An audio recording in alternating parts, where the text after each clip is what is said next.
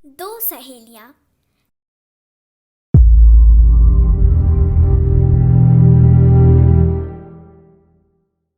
एक मुर्गी थी और एक थी बतख। दोनों में बड़ी गहरी दोस्ती थी। नदी के किनारे दोनों घंटों बातें करती रहती और खेलती भी रहती। काम में भी दोनों एक दूसरे की सहायता करती थीं। मुर्गी के बिना बतख को चैन नहीं आता और न बतख के बिना मुर्गी को। नदी में एक बगुला रहता था। वह सबकी बुराई करता था, दूसरों की चीजें चुराता था और गाली देता था।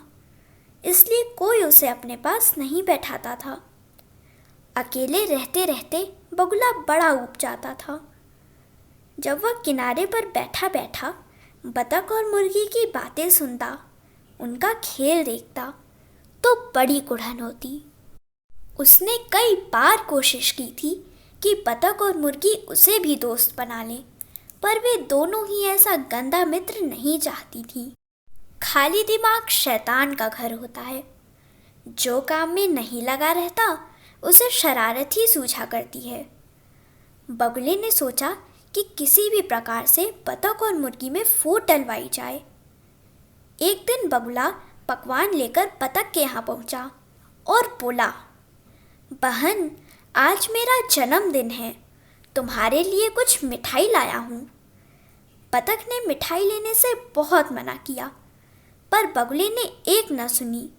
वह टोकरी रख कर ही वापस आ गया। कुछ दिन बाद बगुला आमों की टोकरी लेकर मुर्गी के यहाँ पहुँचा। वह कहने लगा, दीदी, ये बड़े मीठे मीठे आम मेरे ही बगीचे में लगे हैं, लो तुम चख कर देखो। मुर्गी ने आम रखने से बड़ा मना किया, पर बगुला नहीं माना। कहने लगा कि मेरे यहाँ तो बहुत रखे हैं, यहाँ सड़कर खराब ही हो जाएंगे। बहुत आग्रह करने पर मुर्गी ने उन आमों को लौटाना भी उचित नहीं समझा।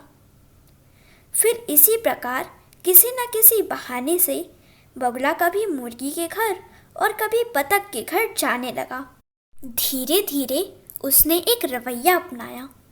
जब मुर्गी के घर जाता तो बतख की बुराई करता, बतख के जाता तो मुर्गी की।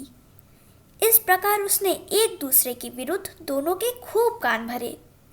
मुर्गी और बतख के दिल भी अब पहले जैसे साफ नहीं रहे। उनमें धीरे धीरे मनमुटाव होता जा रहा था। दोनों बात बात पर चकचक करने लगती थीं। एक दिन तो हद हो गई। किसी छोटी सी बात पर बतख इतनी नाराज हुई कि उसने मुर्गी के पंख नोच लिए। मुर्गी ने भी अपनी लाल लाल आंखें निकालकर अपनी चोंच बतख की पीठ में गड़ा दी। नदी में एक पैर से मछलियों पर घात लगाए खड़े बगुला को यह देखकर मजा आ रहा था। वह जल्दी से किनारे पर आया। आंखें मटकाकर गर्दन नचाकर बगुला बोला, अरे, तुम दोनों ही एक से बढ़कर एक शक्तिशाली हो। देखिए तो तुम दोनों में से आज कौन जीतता है। बगुले की बातों से दोनों उत्तेजित हो उठी। बतख ने चोंच दबाकर जोर से मुर्गी की पूंछ खींची। मुर्गी ने भी गुस्से में भरकर कहा, आ तो सही, आज तुझे मार कर ही दम लूंगी। दोनों एक दूसरे को तेजी से चोंच और पंजों से नोचने खरोचने पर जुटी हुई थीं। तभी उधर से एक हंस आया। बतख और मुर्गी का यह विकट युद्ध देखकर उसे बड़ा आश्चर्य हुआ। वह बोला, बहनों, यह लड़ाई क्यों हो रही है? क्या किसी प्रतियोगिता के लिए अभ्यास कर रही हो? नहीं, आज हम दोनों में से केवल एक ही जिंदा रहेगा, मुर्गी मुंह मोड़कर कहने लगी हो। हंस ने बीच बचाव करके बड़ी मुश्किल से उनकी लड़ाई बंद कराई, पर फिर भी दोनों मुंह से बोल बोलकर लड़ने लगी। मैं तेरी कमाई खाती हूँ ना, बतख कुछ बक बक करके बोली, और तू मेरा सारा ही काम करती है ना। मैं तो जैसे हाथ पर हाथ रखकर सारे दिन निकम्मी ही बैठी रहती हूँ। मुर्गी कड़क कर बोली, किसने कहा तुमसे यह? बतख ने प्रश्न किया। बगुले ने कहा था।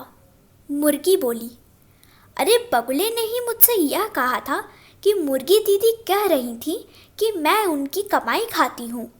बतख बोली। हंस की समझ में सारी बात आ गई थी। धीरे धीरे यह बात खुली कि बगुले ने ही मुर्गी और बतख दोनों को एक दूसरे के विरुद्ध भड़काया था। हंस कहने लगा, देखो तुमने एक धूर्त की बातों पर विश्वास करने का क्या परिणाम भुगता है। तुमने बिना सोचे समझे बगले की बातों पर विश्वास किया। अच्छा होता यदि दोनों आपस में ही बात को कह सुन लेती, तब ना तो एक दूसरे के प्रति अविश्वास होता, न यह लड़ाई झगड़े की नौबत आती। मुर्गी और बतख दोनों ही बड़ी लज्जित हुई। बतख को गले लगाते हुए मुर्गी बोली, बहन, यदि आज हंस दादा न आते तो न जाने क्या होता। हाँ, हम दोनों की मित्रता पर खूब जग हंसाई होती। किसी की बातों पर बिना सोचे विचारे कभी विश्वास नहीं करना चाहिए। धूर्त व्यक्ति तो अपना मतलब साधने की ताक में सदा रहते हैं। बतख कहने लगी, चलो चले। बतख ने चलने को अपनी गर्दन उठाई।